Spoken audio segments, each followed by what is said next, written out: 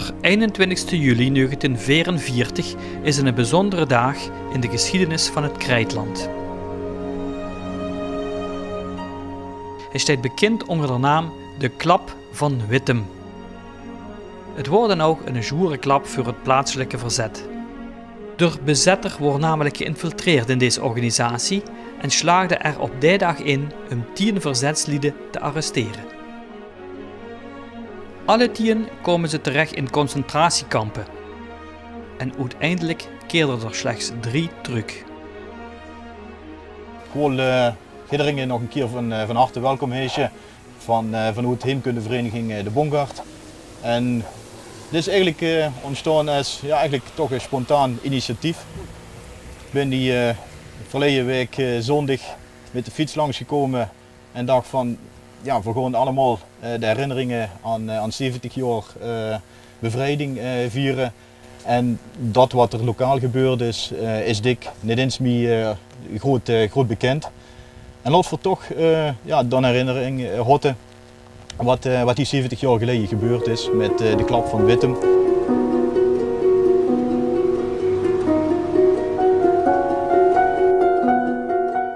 Historicus Luc Wolters zet zich in om het verhaal rond de Klap van Wittem levend te houden.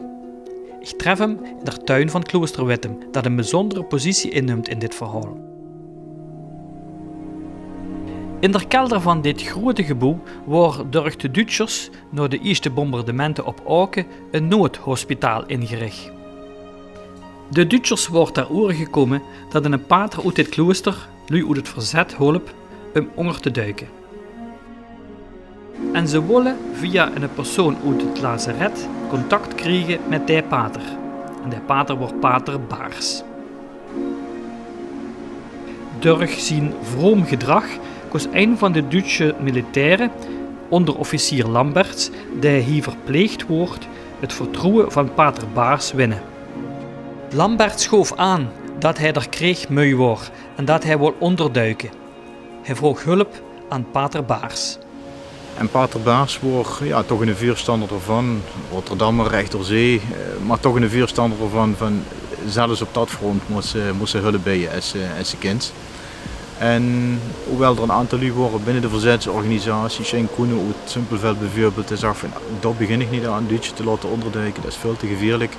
Ik kwam ook op een onderduikadres, zou kennis maken met de hele organisatie daarachter, wie wordt de bonkaarten verdeeld, wie krijgen ze voedsel, de onderduikers.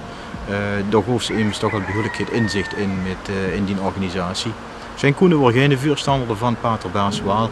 De aanspraak wordt gemaakt voor de 21 juli om Lamberts, de Duits, te laten onderduiken.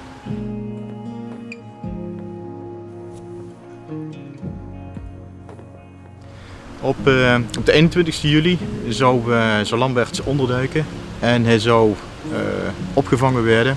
Hij zou uit het veldlazaret, uit het klooster gaan en hij zou in partij opgevangen worden door Paul Horbach. Paul Horbach als eerste contactpersoon. En afgesproken wordt, de Duits zou zijn militaire kleder uitdoen, zou zijn wapens afgeven. En op dat moment, burgerkleier zou metgenomen worden om onder te laten duiken. Hij droeg zijn kleier uit, droeg burgerkleier aan, maar hij stond erop om aan Paul Horbach ook zijn wapen te demonstreren, het pistool wat hij bezig houdt. En Paul wordt er eigenlijk niet van gediend. En toch heeft hem dat opgedrongen, hij heeft hem het wapen laten zien en heeft er ook een keer met afgetrokken. En op dat pistoolschot zijn toen een aantal andere Duitsers afgekomen. Die wisten toen dat het eerste contact wordt gelag met de verzetsgroep en die rekenden al direct Paul Horbach in.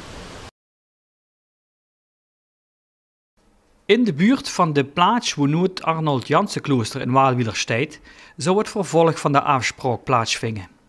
Onder druk van Lamberts ging Paul Horbach doorheen om 2 verzetslui uit Simpelveld te treffen, Schenk Bischoff en Huub Hamers, die door met het bestelwegelijke zouden arriveren om weer te gaan naar Vols.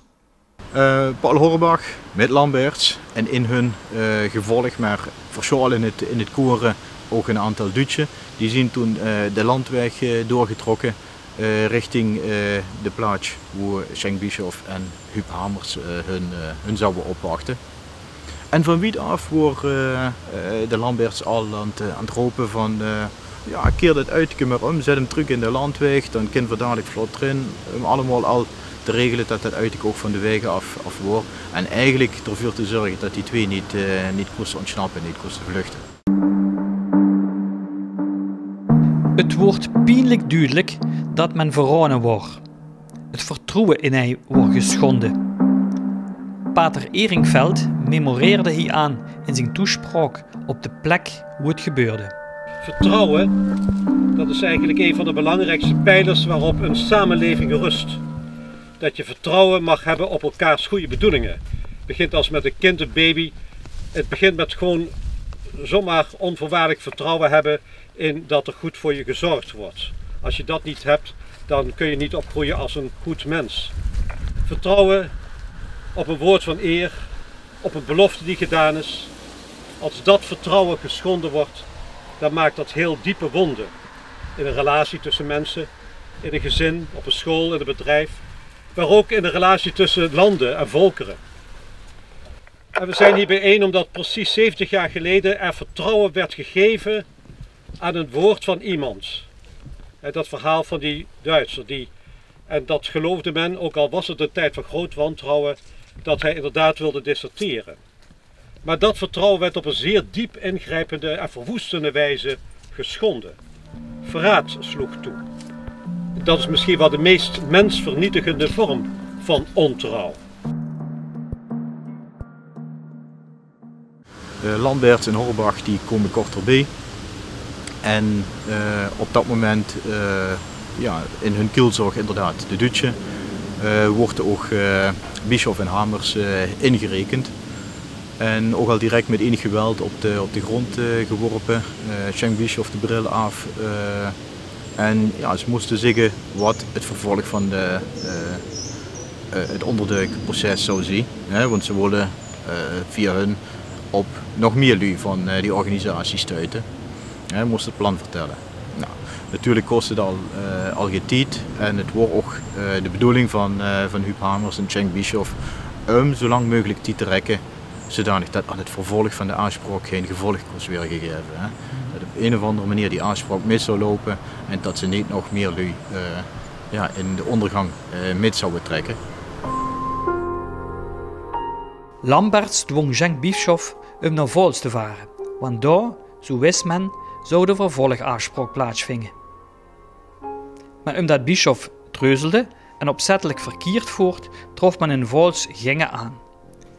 Hierna was nog maar één deze zochten, en dat was Pater Baars. Ze hebben de 3 gearresteerden gevraagd hoe Pater Baars was. Het wordt bekend dat hij niet in het klooster hier achter ons was, in het klooster Wittem. Maar dat hij ging retraites geven, ging godsdienstige lessen geven en hij doet dat op verschillende plaatsen. En ja, volgens het drietal, de gearresteerde Horbach, Bischoff en Hamers, wordt toen gezegd van nou, Pater Baars is, zoals we weten, is de in Kaalheide. En dus gingen de Duitse met de 2 uitekes, de uiteke van Bischoff en in een eigen auto wat ze georganiseerd hadden, gingen ze richting Kaalheide om door Pater Baars te arresteren. Maar ze komen onderweg en de pater reed hem toerist, dus ook het klooster van Wittem hier tegen, op de fiets. Ze doogden hem stoppen en ja, quasi geïnteresseerd gevraagd van we zijn op zoek naar Pater Baars, hoe vind je dat? Ja, dat is een Hanrade, is de retraite aan het geven, aan de schoolkingen. Huub Hamers ja, die moest aanbellen bij de plek waar de retraite wordt gegeven en probeerde de portier nog te waarschuwen. Probeerde ook Pater Baars, wie die in aantocht wordt, nog te waarschuwen van er is onheil, laat ik niet zien, vluchtlever. Maar Pater Baars wordt toch eigenlijk vastberaden om ja, niet veel zien lot te vluchten en wellicht ook andere lui te laten opdraaien voor de organisatie waar hij mee bezig wordt. En ja, is toen ook overmeesterd en ingerekend. En daarmee houden de Duitsers op de morgen van de 21 juli 1944 al direct 4 gearresteerden. En die nomen ze mee naar Maastricht om verder te verhuren en te ondervragen. In Maastricht wordt de veer verhuurd op het kantoor van de Sicherheidsdienst. Tijdens deze verhuren zijn niet veel namen prijsgegeven. Maar het bleek wel al dat de Duitsers allerlei achtergrondinformatie houden over de verzetsorganisatie. Zo beschikte men bijvoorbeeld over een lijst met schoolnamen van onderduikers. Deze lijst wordt pas kort van tevoren vastgesteld tijdens een geheim bijeenkomst in het kelderke van de Wildische brouwerie. Op de avond van dezelfde 21 juli zijn de Duitsers nog teruggekeerd naar het Krijtland om nog een aantal arrestaties te verrichten. Hierbij zijn de kapelaans Penders en Hoebe gearresteerd. Alle twee wilden ze, ondanks dat ze gewaarschuwd waren, niet vluchten, omdat ze bang waren dat de Duitsers anders wellicht hun familie zouden oppakken. Ook Schenk van Houten uit Wilder, de Delftse onderduiker Gerard Pirovano, Huub Ortmans, het schoolhoofd van Walen en Nieswiller, en de gedeputeerde Emil Merkelbach uit Wettem zijn door de Duitsers metgenomen. En ze hebben toen het veilige voor het onveilige genomen en besloten zo vlot mogelijk die 10 gevangenen over te brengen naar het kamp Vught, in de buurt van 's-Hertogenbosch. Daar kon men ook niet blijven, dat zou anders te vlot bevrijd worden. En de bedoeling was om al die gevangenen tot weer achter de Duitse linies te brengen. Waarbij die allemaal terecht zijn gekomen als eerste statie in het kamp Sachsenhausen, in de buurt van Berlijn.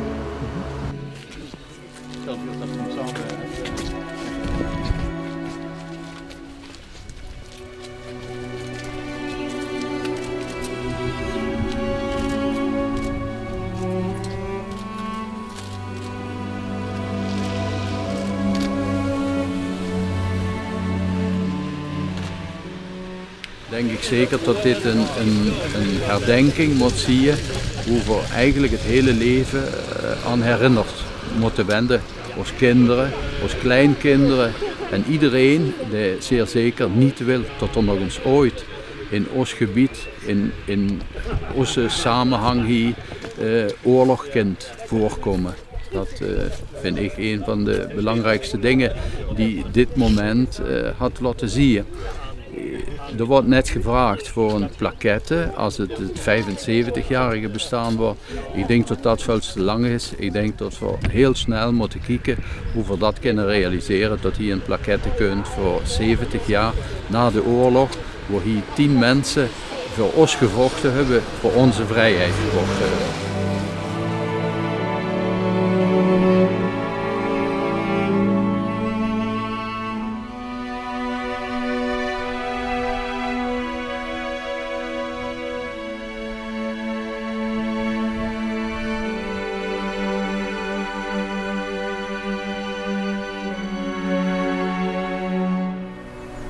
Op 21 juli 1944 is een bijzondere dag geweest voor deze regio. De klap van Wittem heeft toch inderdaad een zware klap toegebracht aan de verzetsorganisatie, de Landelijke Dienst voor Onderduikers. Waar toch eigenlijk de grote top met 10 personen wordt gearresteerd. Dat bracht voor het verzet en voor de dienst van onderduikers, die toch diensten bewezen aan studenten die moesten gaan werken in Duitsland bijvoorbeeld, aan andere dienst die de arbeidseinzet worden ontvluchten, maar ook aan piloten die hulp over de grens wordt geboden, bracht dat een zware klap toe, dus aan de verzetsorganisatie zelf. En bovendien toch een heel groot persoonlijk leed wat daarmee gemoeid is. 10 personen die gearresteerd zijn, die op een hardhandige manier ondervraagd zijn, die een hele reis langs kampen hebben moeten maken, die door een uitbuitingsslag hebben moeten doorstaan en waarvan 7 van de 10 dat ook niet overleefd hebben en die eigenlijk met hun leven voor onze vrijheid betaald hebben.